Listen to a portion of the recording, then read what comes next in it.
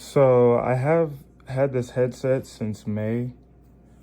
Um, as you can see, the battery is fully charged. However, when I plug it in to the side of the headset, the battery cuts off. It doesn't charge the headset anymore. So what I used to be able to do, see, it just cuts off, is you can plug the battery in while it's plugged into the headset and it'll charge both.